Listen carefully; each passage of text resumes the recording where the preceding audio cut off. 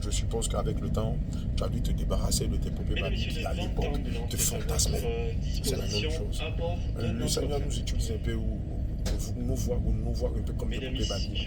Si nous ne le faisons pas, ce qu'il attend de nous, un moment, il se débarrassera de nous. Amen. Tu as déjà lu, je peux te tutoyer? Tu as déjà lu la Bible? Non, jamais. Oh, c'est dommage. Si j'avais une Bible, j'allais te l'offrir. Évidemment, tu vas constater que dans la parole de Dieu, à plusieurs reprises, le Saint-Esprit nous a donné des recommandations. On peut dire que ces recommandations-là, ce sont des règles. N'imitez pas l'Égypte. L'Égypte, ce sont les païens. Sortez de l'Égypte. Ne faites pas comme les gens de ce pays que j'ai chassé devant vous. Parce que ces gens faisaient des choses qui étaient contraires à mes voies. Qu'est-ce que ces gens faisaient? Je te donne des exemples. On va prendre par exemple le cas de Canaan. Quand l'Éternel va détruire Canaan, avant qu'Israël ne s'installe à Canaan, ils adoraient de faux dieux. Malheureusement aujourd'hui, en Europe, il y a des dieux qui n'ont rien à voir avec le vrai Dieu. Il y a le Dieu des médias. Il y a le Dieu Internet. Il y a le Dieu télévision. Il y a le Dieu téléphone.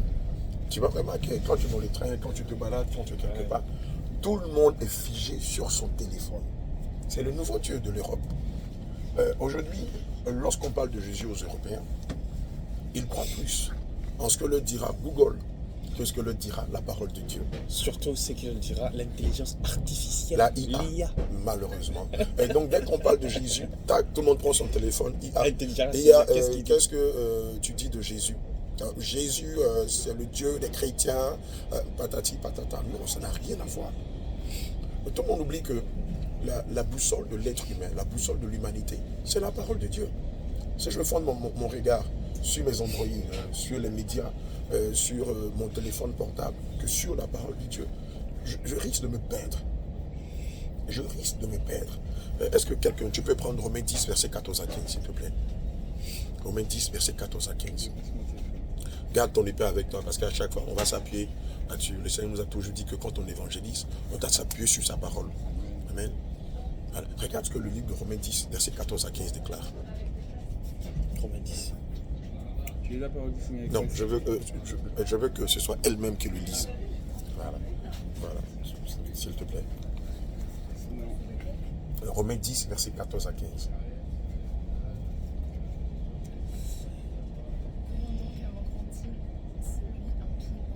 Comment donc invoqueront-ils celui en qui ils n'ont pas cru?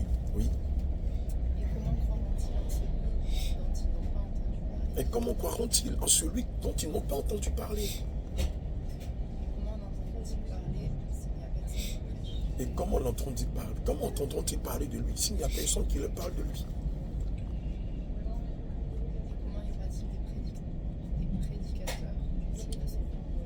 Et comment y aura-t-il des prédicateurs si l'Éternel ne les envoie pas? Oui. Alléluia. Regarde, pendant que tu lis ces passages, je lis les pensées de ton cœur. Amen. Je ne crois pas que ce soit en vain si le Seigneur a voulu qu'on soit assis à la même place. Ce n'est pas le fait du hasard. Ce n'est pas le fait de la IA ou de la technologie. Non, c'est le fait de Dieu. Et tu as dit quelque chose de profond. Tu as dit, c'est vrai qu'à la base, tu es baptisé. Mais, quoi que tu aies été baptisé, tu ne crois pas en Dieu. Mais, c'est pas, je ne sais pas à quel moment tu as été baptisé. Mais je sais une chose. La Bible dit que tout concourt au bien de ceux qui aiment Dieu, de ceux qui sont appelés au dessein de l'Éternel. Si ce n'est pas le fruit du hasard qu'on soit ici ensemble, en train d'échanger, c'est que c'est le fait de quelqu'un. Mais de qui? De Dieu, de Jésus. C'est lui qui l'a permis pour te rappeler, oui, tu es belle, tu es vivante, tu es jeune, tu es plein d'espérance, tu es un canon de beauté. Mais ça ne suffit pas. Si ta beauté ne sert pas à glorifier l'Éternel, ta beauté est vaine. Si ton charme, ton bon sourire, qui illumine toute la salle, ne sert pas à annoncer l'évangile, ton bon sourire est vain. C'est ça le truc. Si tous les dons et les talents que le Seigneur t'a donnés ne servent pas à lui servir, lui, Dieu, ta vie ici est vaine. Si tous les biens que tu acquiers ici à Toulouse, à Bordeaux, en France, ou je ne sais pas, dans n'importe quel pays, ne servent pas à rendre gloire au Seigneur Jésus, tous tes acquis sont vains. Amen. Et c'est pourquoi je disais tout à l'heure, cette rencontre n'est pas fortuite. Elle est le plan du Seigneur Jésus lui-même. Amen. Ça peut te dire quoi, ma bien-aimée? Ça peut te dire que si ton existence n'est pas fondée sur Christ, mais est fondée sur le matériel, sur les médias dont je parlais tout à l'heure, qui sont les dieux de l'Europe, sur ton Android, sur ta tablette, sur l'IA, sur d'autres biens, mais tu risques de te faire piéger à la fin. C'est bien d'avoir toutes ces choses, mais ce qui est primordial pour Dieu, c'est de vivre conformément à sa parole. C'est d'accepter de lui donner ta vie comme il t'a donné sa vie à la croix. Amen. Prenons le livre de Marc 8, verset 36 à 37. Regarde ce que la parole de Dieu dit. Et je voudrais qu'on lui donne le passage afin qu'elle-même elle le lise. Marc 8, verset 36 à 37.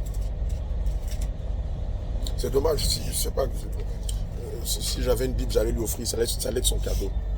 Marc 8. Tu as trouvé le passage? Oui, là, verset 36. Ah, il y a une petite Bible. Hein. J'espère que tu arrives à lire les petites écritures. C'est tout petit. Bon, j'espère que tu vas arriver à voir. C'est quelque part ici, là où j'ai mis le pouce. Marc 8, verset 36 à 37. Mais tu sais ce que tu vas faire. La Bible dit à quoi sert-il un homme? Mais tu ne diras pas un homme, mais tu diras ton nom. À la place d'un homme.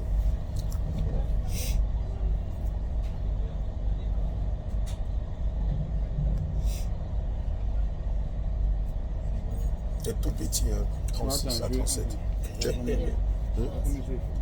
Tu vois?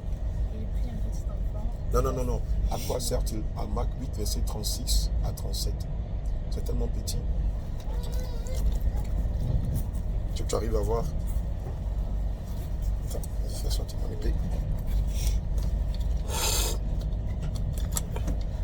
Paul, quand tu vas partir, il faudra t'acheter une grande épée. Et les petites épées là, on ne peut pas vraiment travailler avec. Ça, on force, ça nous fait perdre un peu de temps. Oh, il faut faire vite. C'est une âme à sauver. Voilà, Marc 36. Je dis mon prénom. Oui, voilà. Puisque c'est à toi que le Seigneur parle. Et que sert-il à Eva de gagner? Ah oui. Et que sert-il à Eva de gagner le monde si elle perd son âme? Au 38. Au 37, pardon. Que donnerait Eva en échange de sa âme? Regarde la question que le Seigneur te pose. J'aime la façon dont tu lis la Bible. C'est la première fois que depuis que je suis en France, de tomber sur quelqu'un en dehors des enfants de la Sainte Doctrine, de lire la Bible avec autant d'amour. Ceux avec qui on a eu des échanges qui lisent la Bible, c'est à quoi sert-il l'homme de gagner le monde et de perdre son âme? Que pourrait gagner l'homme de perdre ça? Tu as l'impression que c'est des rappeurs. Le Seigneur te pose cette question. Qu'est-ce que tu lui réponds? À quoi sert-il à Eva de gagner le monde et de perdre son âme? Ou que pourrait donner Eva en échange de son âme? Voici une question intro-perspective que le Seigneur te pose. Qu'est-ce que tu réponds, Eva? Bon, c'est l'apôtre Abraham, ou tu peux m'appeler Abraham, ça ne me gêne pas. Qu'est-ce que tu réponds?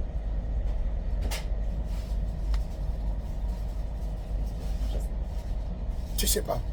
Mais c'est une question qui te demande de rentrer en toi-même. Je l'ai dit tout à l'heure, tu es très belle, c'est un compliment, c'est vraiment tu es une très belle femme.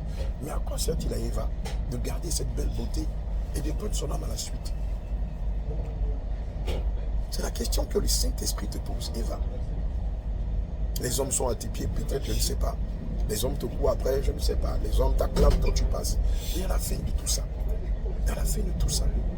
qu'est-ce que tu auras? Comment on pourrait résumer ta vie si demain, le Seigneur Jésus est devant toi? Admettons que là, on va dire comme les païens le disent, hein, on touche du bois. Il n'y a pas du bois ici, tout est métallique. Bon, on va toucher du métal alors. On touche du métal, comme le disent les païens. Admettons que là, le train perd son contrôle. Et puis nous tous ici, on perd la vie. Tu es devant le Seigneur Jésus. Le Seigneur te pose la question selon Marc 8, verset 36 à 37. Et surtout que ce soit les musulmans, le Coran, et que ce soit la Bible, on est tous d'accord que c'est Jésus-Christ qui va juger. Amen. C'est ça le problème. C'est Jésus qui juge. Tout le monde est d'accord. Donc sur ce point-là, au moins, bon, tout le monde est d'accord. C'est bien. Non, elle n'est pas musulmane. Elle dit elle était baptisée, mais elle ne croit pas en Dieu. D'accord. Voilà. Maintenant, on présente un cas de figure. Voilà. Le train fait un accident. Les wagons se disloquent. Et puis nous tous, on passe l'arme à gauche. Voilà. Tu es devant le Seigneur, te pose cette question. Eva, je t'ai donné le souffle de vie, je t'ai donné la santé, je t'ai donné la jeunesse. Qu'en as-tu fait? Qu'est-ce que tu vas lui répondre?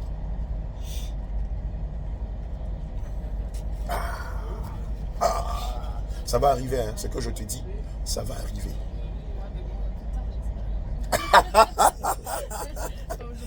Ouais. Et naturellement, beaucoup de jeunes en Europe, beaucoup de personnes en Europe se disent bon, la vie chrétienne, je la mènerai quand je serai vieux. Pour l'instant, je suis jeune, je vais prendre la peine de découvrir, de faire connaissance, de visiter, de voir du beau monde, de vivre ma jeunesse. Et puis bon, 70 ans, 80 ans, dans le tout papier de servir Dieu. Mais est-ce que tu sais, c'est quand même un produit alimentaire. Quoi qu'on ait une date de péremption sur l'étiquette, mais souvent la date de péremption ne peut être la vraie date. Le produit peut périmer avant la date de péremption ou peut-être après. Donc ce sont des, on va dire, c'est relatif. Ça peut être ça ou ça peut ne pas être ça. Qui nous dit qu'on vivra 100 ans? En Côte d'Ivoire, on est un artiste qui est décédé malheureusement, qui disait qu'il avait 100 ans de vie devant lui. C'est ce qu'il disait quand il chantait. Il disait, il s'appelait Djidji Arafat, un artiste très connu en Afrique de l'Ouest. Bon, je ne sais pas s'il est connu ici. Est-ce que tu l'as connu? Djidji Arafat. Non, toi aussi. Ça, c'est dans la diaspora, dans les blancs, les vrais blancs, ils ne connaissent pas Djidji Arafat. Amen.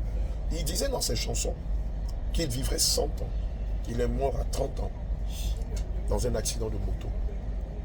Mais lui, c'est Dieu lui avait promis qu'il vivrait 100 ans. Et donc, il vivait sa vie à plein dents. Il n'avait pas de limite, puisque c'était une star du showbiz. Évidemment, ça va arriver. Je le dis souvent, qu'on croit en l'existence du Dieu ou pas. D'ailleurs, ça ne change pas le plan de Dieu pour l'humanité. Mais il va venir un jour où on sera devant lui.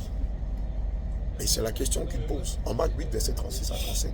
À quoi sert-il à Eva de gagner le monde de personnes?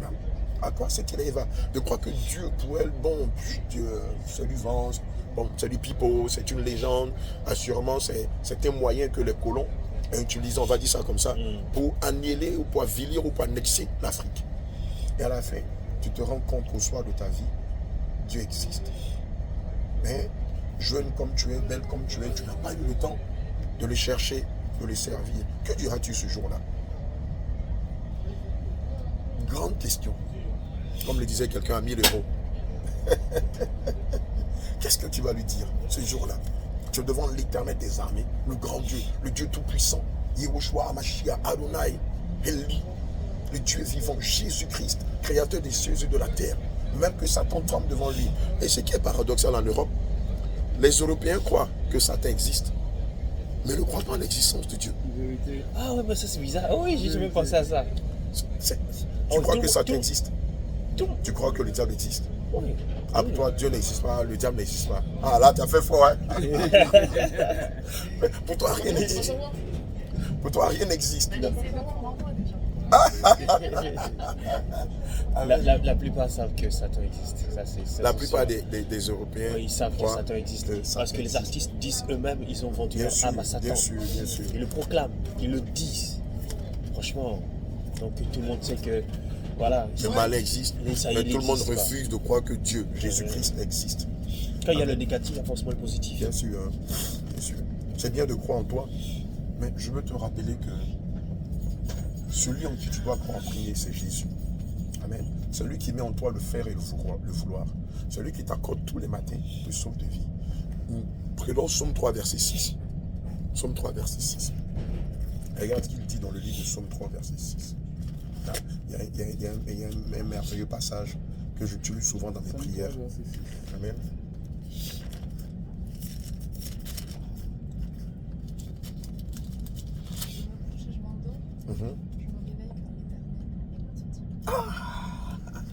Mesdames, Messieurs, bonjour. Je suis Willow du service de restauration et je souhaite la bienvenue aux voyageurs. Et là, tu te couches, tu t'endors et tu te réveilles car l'Éternel est ton souffle. Ouais, tu vois, c'est profond.